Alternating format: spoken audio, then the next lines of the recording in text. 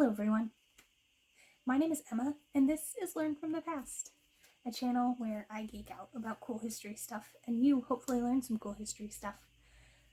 Today we're going to be talking about Nellie Bly's famous Madhouse expose.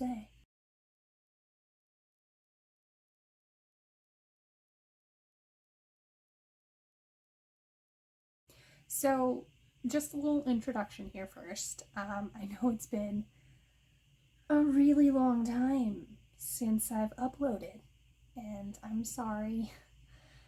There's a couple of reasons for that.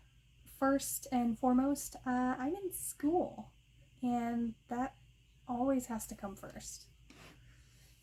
So this channel got pushed to the back burner during finals. But the other reason it's been so long is the topic. I began research on this video planning to make it about Nellie Bly's entire career, and I quickly got overwhelmed. Most of the reading that I did was very dense, and I was experiencing a lot of information overload. So I just kind of stalled. In order to get myself moving again on this project, I've decided to break this down into a planned 4 videos. This is the first video about Bly's Madhouse expose and her ensuing fame. The next video, 2 weeks later, will be about her race around the world to beat Phileas Fogg's fictional record of 80 days. That was very alliterative. Phileas Fogg's fictional record. The third video will be about the pro-workers' rights stance Bly often took in her articles, and we will finish up the series with her later years as a war correspondent. All of these videos will be in a playlist called Nellie Bly here on this channel. So now, let's get to know Nellie Bly. Nellie Bly was born in 1864 as Elizabeth Jane Cochran, the last of 13 children. She was extremely rich, but when she was 6 years old, her father died intestate. Her mother being his second wife, Elizabeth and her siblings were left with no inheritance. Her mother remarried, but her stepfather turned out to be an abusive drunk, and Mary Cochran was afforded a divorce. This series of bad marriages taught Elizabeth that self-sufficiency and economic freedom were essentials. As such, Cochran began to write for the Pittsburgh Dispatch, where her editor gave her the pen name Nellie Bly. It was for the Dispatch that she wrote her famous 6 Months in Mexico story. The Dispatch's sales soared, and Bly became famous. But when she was put on a desk duty following her return, she grew restless. One morning, she just didn't show up for work. On her desk was a hastily scrawled note which read, "Dear QO, I'm off for New York. Look out for me, Bly." But the New York papers were less inclined to hire a female reporter, and Bly had a hard time finding work. When she was pickpocketed and left literally penniless, she schmoozed a loan from her landlady and went downtown to the offices of the New York World. There, she met with editor-in-chief John Cockerill and had a job by the end of the day. Bly and Cockerill disagree about who hatched the plan, but by the time Bly left his office, she had a job and her first assignment: get herself committed to an asylum and report on the conditions. This first part turned out to be remarkably easy to do. Bly checked into a boarding house and almost immediately started acting forlorn and mopey. She spoke of being sad about nothing, feeling hopeless, and even faked a few sobs. Before 3 days had passed, the landlady had called the police to have Bly committed. She was taken before Judge Duffy, who had her sent to Bellevue Asylum. Duffy's theory was that Bly had been drugged, and a few days in the hospital would have her good as new.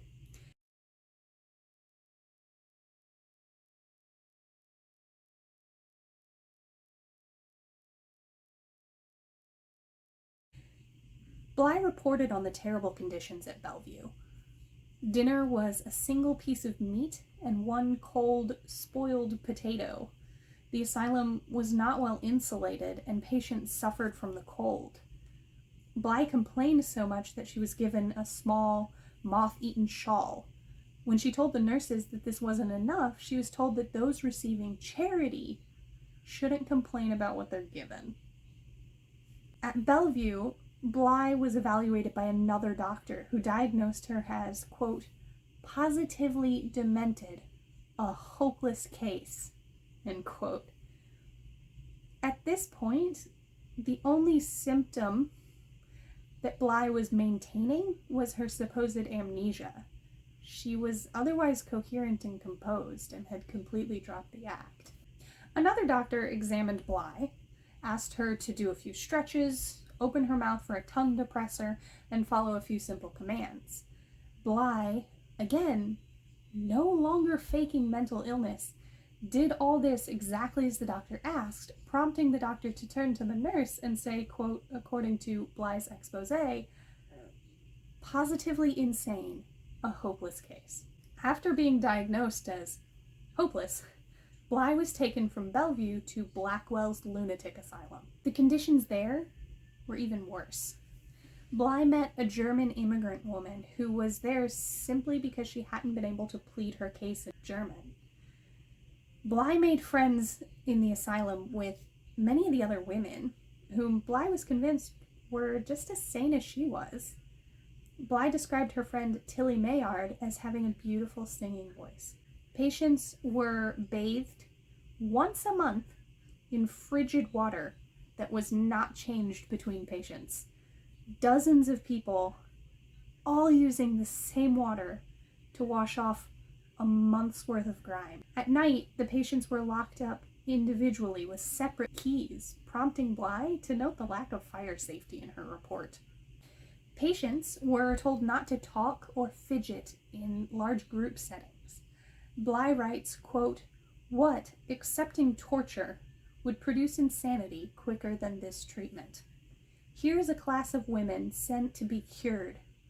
I would like the expert physicians who are condemning me for my action, which has proven their ability, to take a perfectly sane and healthy woman, shut her up, and make her sit from 6 a.m. until 8 p.m. on straight back benches. Do not allow her to talk or move during these hours. Give her no reading and let her know nothing of the world or its doings.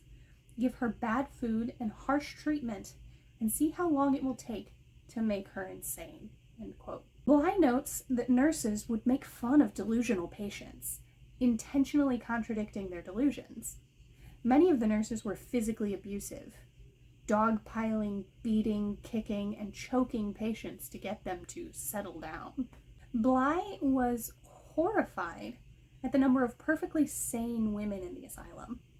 She met a few immigrant women who, unable to understand how they were supposed to act in front of American police officers, were declared insane for not observing social niceties. Some poor women who couldn't find work had been sent to the asylum instead of a workhouse. One girl, Margaret, was a cook. One day, after having scrubbed her kitchen clean, the chambermaids messed it up. When Margaret got angry, the police were called and she was taken to the asylum. Bly notes that the nurses did not take care of their patients. Patients who were too sick to take care of themselves frequently suffered from respiratory and skin infections, at which point the other patients would care for them because the nurses couldn't be bothered. She saw frequent abuses of patients, even when those patients were behaving nicely. Nurses pulled hair, beat patients with broom handles, and even held them under water. One girl was tied up, beaten, and jumped on. She was dead the next morning. Bly continually tried to prove her sanity to the doctors, but the more sane she appeared, the more insane they thought she was. After 10 days, lawyer Peter A. Hendricks, sent by the World, came to have her released into the custody of her friends. Bly testified before a grand jury, who decided to conduct a surprise inspection of the asylum. However, the asylum was apparently tipped off somehow, because when Bly and the grand jury arrived, conditions were much improved. The asylum admitted that many of the doctors were untrained due to a lack of funds to secure people with medical degrees. Doctor was more of a job title than a degree of higher education. Several of the nurses Bly had discussed in her expose had been fired and replaced by the time the inspection happened. Bly's friend, Anne Neville, told the grand jury that everything Bly had written about the food, the cold, and the physical and mental abuse were all true. Anne Neville also said that since the expose, the patients are given enough clothing to keep warm, the food is improved, and the physical abuse is stopped. An inspection of the kitchen showed large barrels of salt, fresh baked bread, fresh fruits, and vegetables all set out for the patients. The bed and baths were upgraded as well. Bly does mention that with the exception of Anne Neville, all of the women she wrote about were nowhere to be found on their tour. Many of them had been discharged as sane or into the care of relatives. Some had been transferred to charitable organizations. However, not everything was better. Tilly Mayard was significantly sicker and probably dying. One woman who had appeared healthy when Bly was there was apparently dying of paralysis, and the committee was not permitted to see her. Following this inspection, the city agreed to appropriate $1 million to the maintenance of mental health care. Bly's expose was groundbreaking for a number of reasons. At the time, it was considered unethical to not disclose that you were a journalist. This meant that undercover journalism was not really a thing. Bly set the standard for digging up the truth when it wants to be hidden. There was also a remarkably quick turnaround on the positive changes her expose incited. Less than a week after Bly's release, conditions at Bellevue and Blackwell's were much improved. The Madhouse expose put Nellie Bly on the map. Her subsequent articles were front-page news above the fold, with her byline listed above the title. The name Nellie Bly became marketing gold, and Bly used that fame to worm her way into back rooms and top-floor offices all over the city. But the monotony of her desk job began to take its toll, and Bly began looking for adventure once again. In an imitation of Jules Verne's classic novel, Bly decided to see if she could beat the record and circumnavigate the globe in 80 days or less. Tune in 2 weeks from today to find out if she was successful. Thank you so much for watching. If you enjoyed this video, give it a thumbs up and tell me what you liked about it in the comment section below. If you didn't enjoy it, give it a thumbs down. Tell me what I can do to improve. If you're interested in more nerdy history content, be sure to subscribe and ring the bell to get notified about new videos, which I post on some Fridays. Thanks again for watching, and remember, those who don't learn from the past are doomed to repeat it. So don't doom yourself. I'll see you next time.